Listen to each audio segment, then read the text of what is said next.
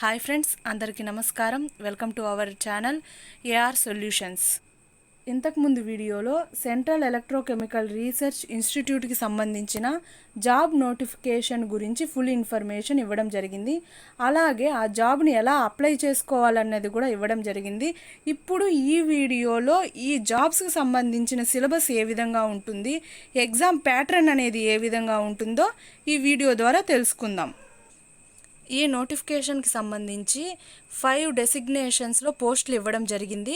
అందులో 3 jobs general administrator and finance and accountants and stores and purchase డెసిగ్నేషన్కి సంబంధించి exam pattern ఎలా ఉంటుందో, సిలబస్ ఎలా ఉంటుందో ఇప్పుడు తెలుసుకుందాం. ఈ 3 డెసిగ్నేషన్స్కి 2 పేపర్స్ కండక్ట్ చేస్తారు. Paper 1, paper 2. పేపర్ 1లో క్వాలిఫై అయితే పేపర్ 2 కండక్ట్ చేస్తారు. ఈ 3 డెసిగ్నేషన్స్కి మోడ్ ఆఫ్ ఎగ్జామినేషన్ వచ్చి ఓఎంఆర్ బేస్డ్ అయినా ఉండొచ్చు, లేదా computer based objective type multiple choice examination అయినా అయి ఉండొచ్చు. అలాగే స్టాండర్డ్స్ ఆఫ్ ఎగ్జామ్స్ అంటే 12th సంబంధించి సిలబస్ మనకి ఎగ్జామ్లో ఇస్తామంటున్నారు. టోటల్ క్వశ్చన్స్ వచ్చి 200, టైం లిమిట్ వచ్చి 2 hours 30 minutes. ఇందులో 2 పేపర్స్ అన్నాం కదా, అందులో ఫస్ట్ పేపర్కు ఉండే సిలబస్ వచ్చి మెంటల్ ఎబిలిటీ టెస్ట్స్. ఈ క్వశ్చన్స్ 100 క్వశ్చన్స్ ఉంటాయి. మార్క్స్ వచ్చి 200 మార్క్స్, అంటే ఈచ్ క్వశ్చన్ క్యారీస్ 2 మార్క్స్. అదేవిధంగా నెగిటివ్ మార్క్స్ వచ్చేసరికి వస్తే there will be no negative marks in this paper అన్నారు. నెగిటివ్ మార్క్స్ ఏమీ లేవు. పేపర్ 1 టైం అలాటెడ్ వచ్చి 1 hour 30 minutes ఇచ్చారు time.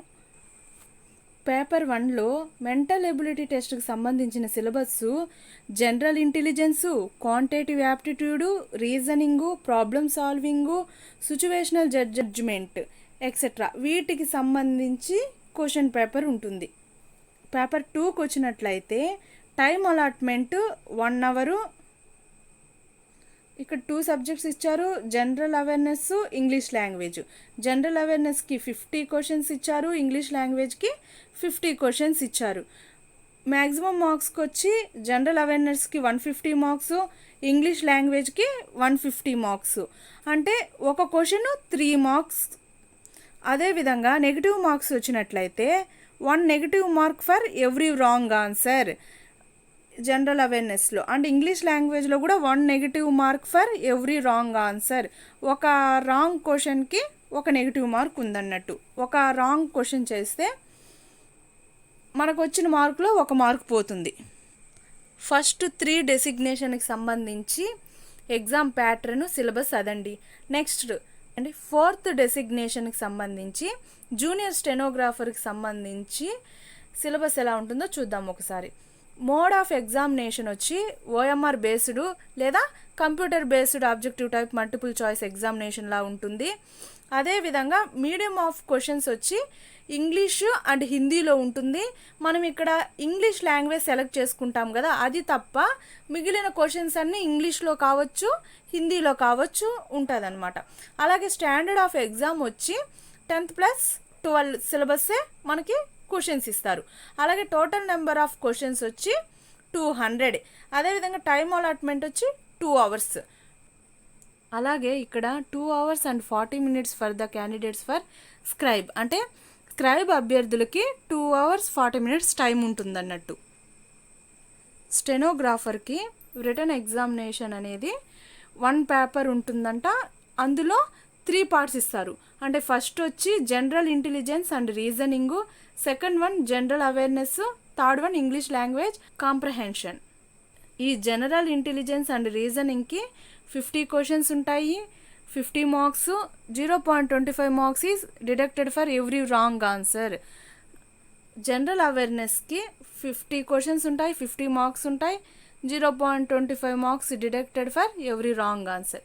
English language and comprehension తీసుకున్నట్లయితే 100 marks, 100 questions. 0.25 marks is deducted for every wrong answers. మనం 4 క్వశ్చన్స్కి రాంగ్ పెడితే మన కరెక్ట్ అయిన ఆన్సర్ 1 లెస్ అయిపోద్ది.